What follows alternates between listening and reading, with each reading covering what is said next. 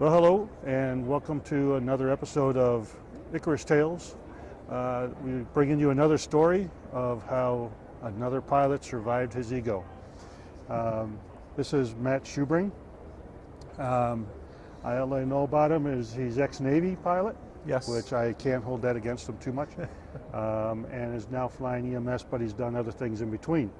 We'll talk a little bit about, let you talk a little bit about yourself and your background, and then we'll lead you into telling your story. Okay, So sounds good. Tell us a little bit about yourself. My name's Matt Shubring. I was born in Wisconsin, grew up in Northern Illinois, joined the Navy at 19, started off as an enlisted guy with no real specific job. We called it undesignated. Found my way into becoming an avionics tech on F-18s. And then was instructing in that for a couple of years. Got selected for a commissioning program. Went to school, commissioned, and went to flight school for the Navy down in Florida. So I flew T-6 Texan in flight school, fixed wing, and then selected helicopters. So I went on to fly the TH-57, Bell 206 helicopter. And then after that, on to Jacksonville, Florida to fly the MH-60 Romeo Seahawk. Nice. It's a Navy version of a Black Hawk helicopter, Yep. loaded up with avionics. We had radar, acoustic equipment, and electronic warfare equipment.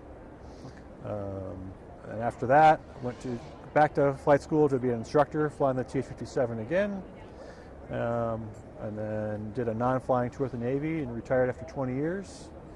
Then had a couple weeks off and got hired on to fly an ASAR with Reach helicopters. Reach Air Medical Services in Nevada. So I'm doing that now and live in the Salt Lake area. Nice.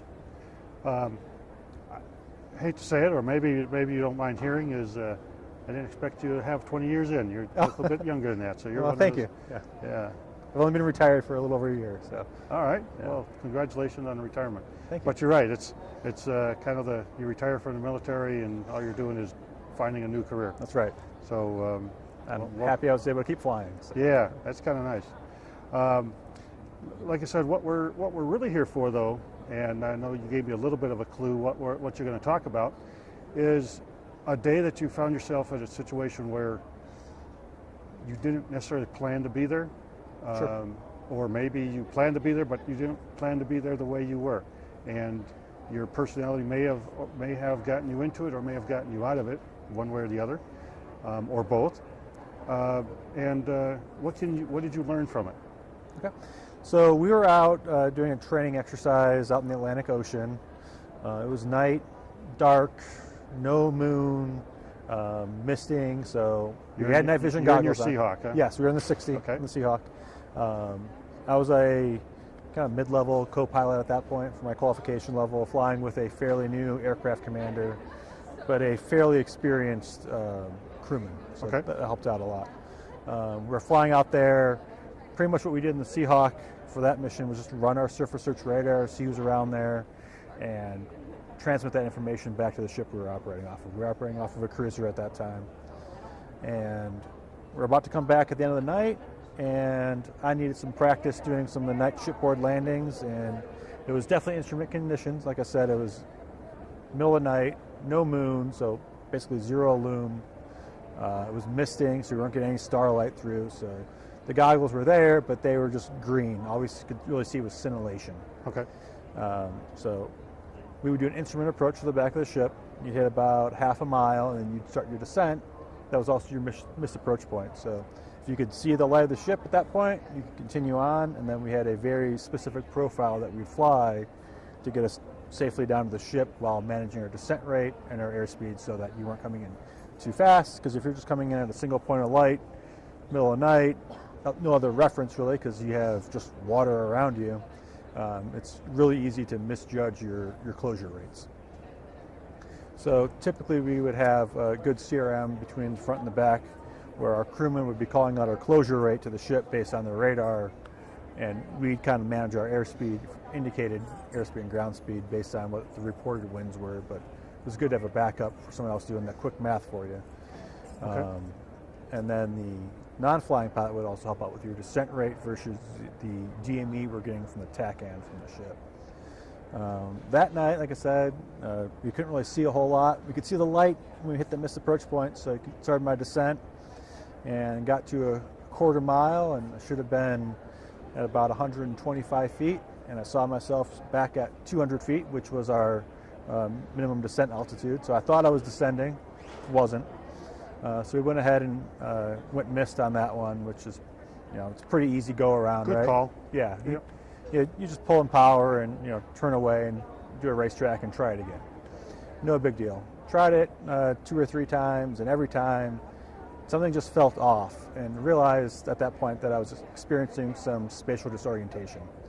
I felt like I was in a turn when I was level, and all that typical spatial disorientation stuff. So I passed the controls to the aircraft commander, and I let him fly it in. And then same thing happened. We thought we were coming in about 125 feet at a quarter mile. Nope, still at 200 feet. So we waved it off again. And after a couple passes, we realized that we both had spatial disorientation. So we continued working through it, and the good news was that we both remained calm. We were talking to our other pilot that was in the landing signal or landing safety officer platform in the ship, so they're on the radio with us, and just kind of kept working through it and kept giving ourselves a good safety margin, but kind of got ourselves pretty nervous at that point after missing what should have been a fairly typical landing, 5 times or approach 5 times, not feeling too great about it. But what really saved us was we didn't stop communicating. Even if you aren't feeling good, and if you've ever had air sickness, one of the easiest things to do is kind of shut down and just stop doing whatever you're doing. Correct. Yep. And when you get spatial disorientation, it kind of feels like air sickness. At least it does for me. So the communication just between the 2 pilots up front and the air crewman in the back really helped out. Good. We ended up breaking out, well, not breaking out, but we ended up getting a good visual on the ship, and we were about 30 degrees off of our course line when we finally broke out. But at that point, we had some kind of reference. We were able to recage ourselves, and luckily we had plenty of power and fuel at that point to get ourselves over the back of the ship. And then once we were recaged over the back of the ship, it was fine. Yeah. But really what saved us was that communication and not stopping that CRM. Good. So when you talk about communications, when you talk about spatial disorientation, let's talk about the spatial disorientation here for a minute. Sure. That's kind of an interesting concept. And then you mentioned that it's a single point of light. Yes. What kind of lighting do they have on the back of the ship that you're looking for? So they have a couple different settings. So we were on goggles, so they didn't have a whole lot, but they have just a mast light on top of the tower on the ship, the tallest radio tower essentially, Okay, yep. right? So you got a light there, and then as you get closer, you can start seeing some green lights that are floodlights on the back of the ship. And then they have a horizontal bar horizon reference system. So this bar will actually rotate and tilt back and forth to maintain the natural horizon, regardless of what the ship's doing. Oh, sure. So if the ship's rocking, Yep. left and right, it's going to maintain level. So you can kind of see what you're doing, and you're not going to put in movements that aren't necessary to the aircraft. You can stay stable. So yeah, I mean, when we talk about goggles, and you talk about spatial disorientation, they always talk about that single dot in a black background and how that thing can be moving around. And were you experience some of that? Oh, absolutely. One of the other things that was going on is we were partially mistaking our ship for another ship that was a couple miles further down than our ship was. So seeing a couple lights, and we were seeing them kind of bounce in and out, because they were right on the horizon, but it was enough that you'd start seeing a light pop out depending on the swells and everything. Yeah. So that didn't help our situation either. So you're talking about crew resource management, just working within the team. Where do you think? How do you think you fit into that? When you look at your personality and compared to other people, and was that easy for you? Was that I mean, obviously you were an instructor at some point also. So Yes, that, this is that kinda before helps a my lot. this is before my instructor time. At least as a flight instructor. So this was before your flight instructor. Yes, I Okay. was a classroom instructor for avionics Yeah, and did yeah. some labs and stuff, but before my flight instructor time. Okay. So I think just the training that I received in the Navy up to that point Nice. was, especially with helicopters, everything's crew-based. Yep. You're never going to fly alone. Even when we do what we call a solo in flight school, is you and another solo qualified student. Yep. It's never you by yourself. Yep. So whatever you're doing, it is a crew effort. If it's just a checklist, one person's written the checklist, one person's doing the checklist. If it's specific thing for a mission, coming in for dropping off a SAR swimmer, anything like that, there's specific call-outs that we have. There are procedures that it breaks down that communication barrier because it forces you to give out those call-outs. It forces you to execute. And if you're in training especially and you're not giving those call-outs, you're not doing well on that training flight. Yeah. You're not going to get a great grade. You are expected and it is required for each pilot, each crew member to participate. Yeah. And I think that helped with that CRM because then we're just used to talking to each other back and forth. And then because we had those procedures in place of calling out closure rate and your DME and your altitude, all of that, it forces you to talk. Yeah. Yeah, that's a tough thing to do. I like I said in our discussion early on, earlier, I have a half a dozen landings on a Navy ship during the day, during a nice sunny day. It was enjoyable, but as an Army guy, when you're over water that much, yeah, it's like you have no idea. In fact, they said, okay, we're done and you can go home now. And we were looking around and said, okay, where's land? Well, just go east. The Cobras that I was flying that day and a couple of 58s that we had with us, none of us had a significant amount of instrumentation on board. So we were real happy that it was a nice clean day and we had the entire east coast of the U.S. to find someplace. Turns out we actually hit fairly close to where we thought. But good. Yeah, that's a lifestyle I don't. I was fortunate enough to have GPS, so that helped out significantly. But yeah, we didn't even have that. Yeah, so, exactly. But great. I'm glad everything ended up working out all right. I'm glad you had enough fuel first of all to keep trying. Spatial disorientation can get you in a lot of trouble. In fact, that's a conversation that I talk about in some of my classes from time to time, and talking about accidents that did not turn out quite so well. Yeah, usually when you hear about it, it's the result of a mishap, right? So someone got spatial disorientation, which resulted in controlled flight into terrain. Yep. I think it's important to talk about ways to get out of it and save yourself rather than wait for the mishap to happen. So what did you have built into the aircraft that helped you get over that? Did you have a hover button? Do you have a autopilot? There was a automatic hover, but it wasn't really something we used in that scenario.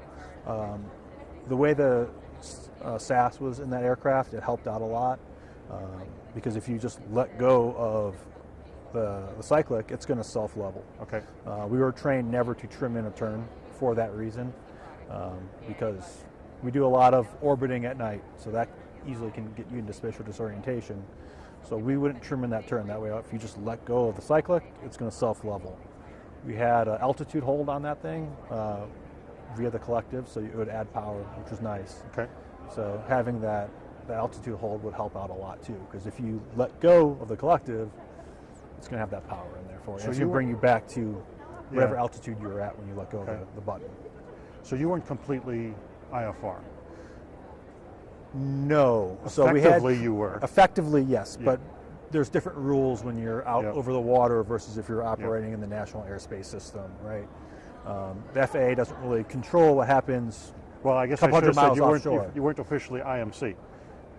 Correct. So, technically, but effectively you were. Yes. Because of the darkness and so forth. So And that's one of the arguments for especially EMS services to get all the instrumentation and get IFR certified and all that, is because on some of those nights we're out there, you're effectively in IMC conditions with lights possible. One of the things we emphasize in training in the Navy with goggles is if you're on goggles, you are also on an instrument scan. Whether you are on an IFR clearance or not, you're spending a good amount of your time of your scan on the instruments in addition to looking out of the goggles. The goggles effectively become another instrument. Okay.